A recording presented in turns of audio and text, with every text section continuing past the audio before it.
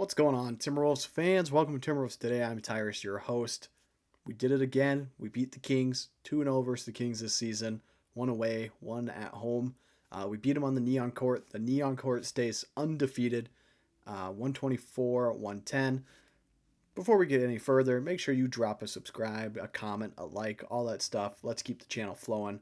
Good ebb and flow with everything. It's good. It's good. It's healthy.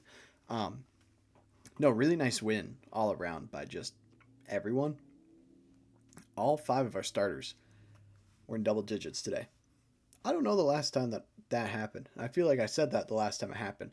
A couple of these blowouts that's happened, but Rudy, my guy. But we do have to figure out Rudy's free throw. Like Finchy, just go put him on the free throw line for a whole practice. 3 for 8's diabolical work. Truly, very weird game. They obviously, I think DeMar DeRozan might be out for a little bit. He only played 6 minutes tonight. Oh no, sorry, I'm looking at points. That was the other night that he got kind of hurt. That was not tonight. I don't know what I'm thinking. I'm not really sure how many minutes. Oh, there it is. Yeah, he played 34 minutes, 6 points tonight. Not ideal. Precious Achiuwa starting for the Kings. Probably not the way you want your season to start or go. Um, Obviously they're down a few guys, but Dario Saric is on the Kings. Gross. When did that happen? This year. Ugh. This guy's been passed around. Where did he start? 76ers, Timberwolves, Suns, OKC, Warriors, Nuggets, Kings. Ugh. This guy's going to be immaculate grid legend here soon. Anyways, good win. Good win all around by everyone. Um, Everyone was talking about Jalen Clark having a nice game and being this hype guy. I don't get that from 5 points, 1 rebound, 1 steal. Not, I'm not seeing this vision. He only played 5 minutes too, so I guess. Sorry, that's points. I'm all over the place. He played 22 minutes. That's a problem. That's a problem. Not ideal. He was +9 on the court, I guess. If you really want to count anything, sure, that's a little victory. Um, Nas double digits. We'll take that from him. Figuring out 3 point shot. 5 for 12 from the field is nice though. We'll take that. Really like 3 point percentage. It's kind of hovering around that 32 to about 40%, which people are liking. I've been reading the comments, people saying, why are you hating on the shooting? I'm hating on the shooting because Anthony Edwards is shooting 1 for 10 here, and then Dante just decides that he wants to shoot 5 for 10. Like, the inconsistency has to stop somewhere with someone, and I would prefer that Anthony Edwards doesn't shoot 9 for 20 and 1 for 7 from three. Um, I have an opinion.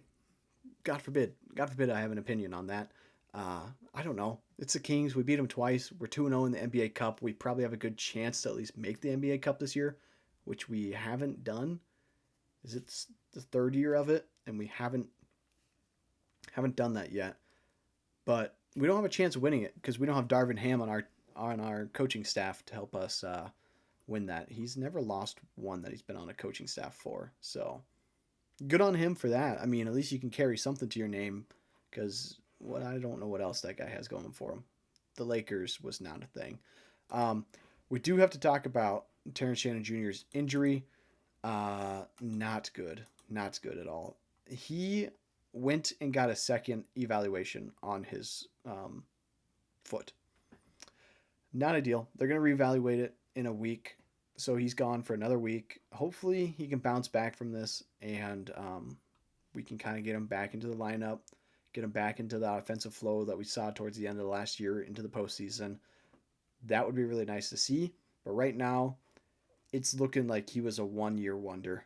I'll be 100% honest. And that's my biggest concern is that everything that we built on with him is just not going to happen now because of this injury and that sophomore slump. And it just happens sometimes. And I feel like he, unfortunately, is going to be one of those guys that it just kind of happens to, which sucks. But I'm scared of what's going to happen to him. We could look to trade him very easily. I feel like he could have value in that contract. He's still young. He's a good player who's ready to play on a roster.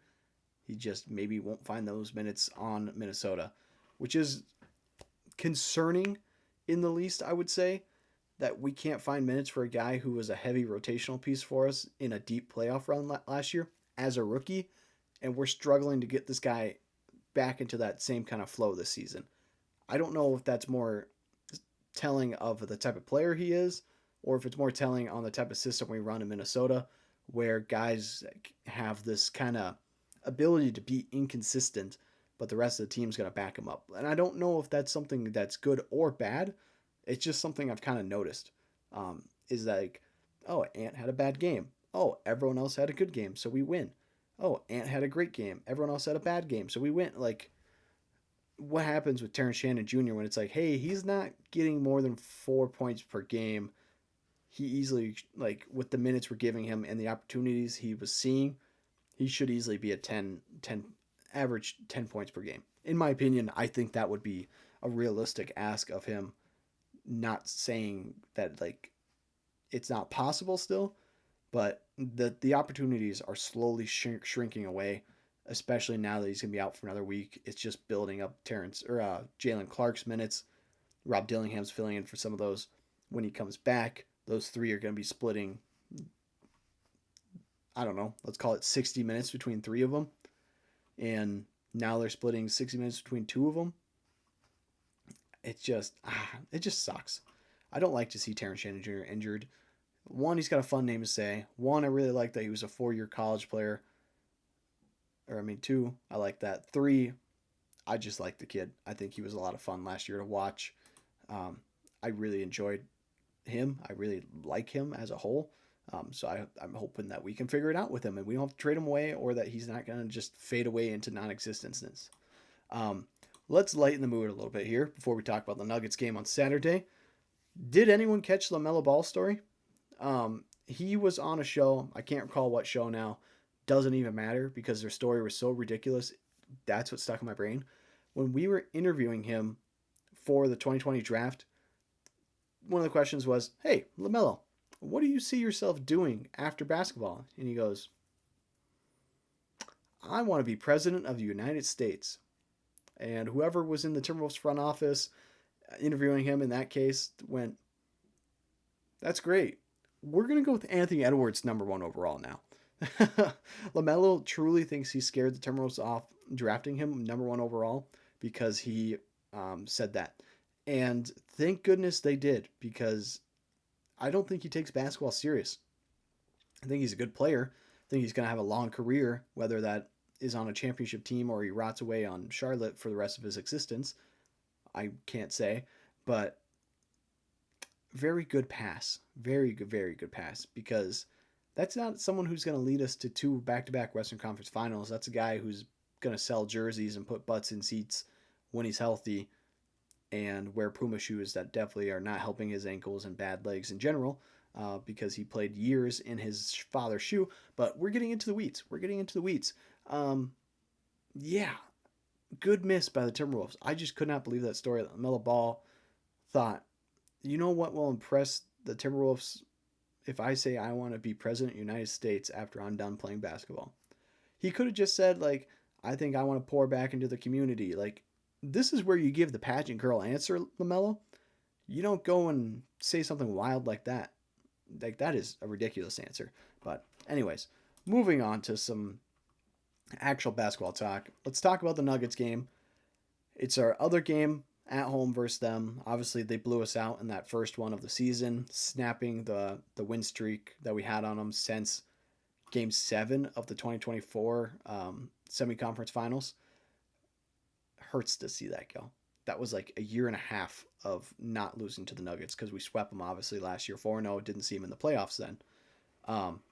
Now we're going to see them at home for the second time, and it's a better matchup. We're fully healthy as far as I can see. Okay, Jokic is day-to-day. Cam Johnson's definitely out, and Christian Brown is 100% out. What did he get hurt with? I never even know he got ankle injury. That's no fun.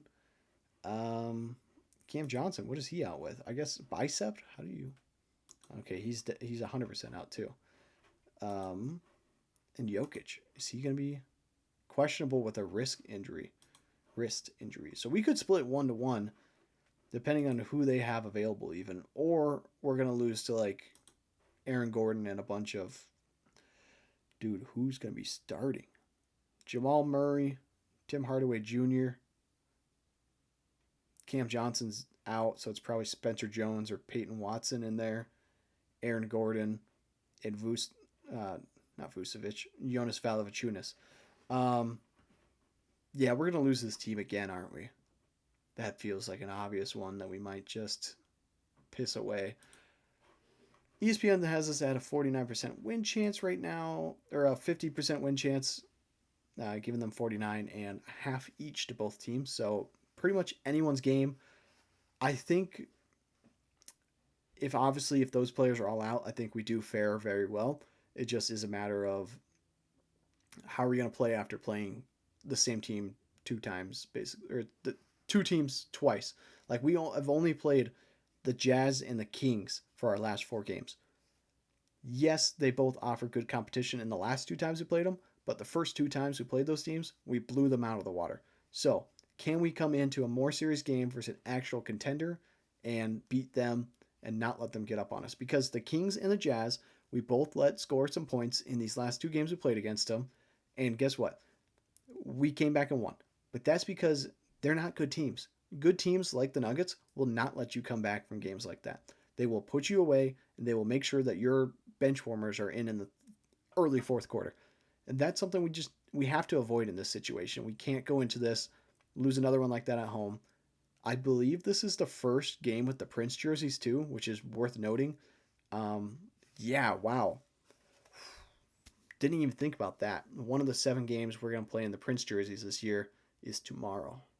That's going to be sick. Um, yeah, we're winning this game. We're winning. If we're in the Prince jerseys, Ant's going to look sick in those. Yeah, I can't wait now. Now I'm excited. But no, that's all I've got for you guys today. We will break down that game. That episode will be out Sunday. And then from there, we will just follow the season some more. I'm not even sure when we play after that. When do we play after Sunday? Oh, of course. Or Saturday. We play Saturday, Monday, Wednesday, Friday. Oh, I like this. Every other day. We're back on an every other day schedule for a little bit. But that's all I've got for you. Make sure you subscribe, drop a like, drop a comment, all that good stuff. I will see you on the next one.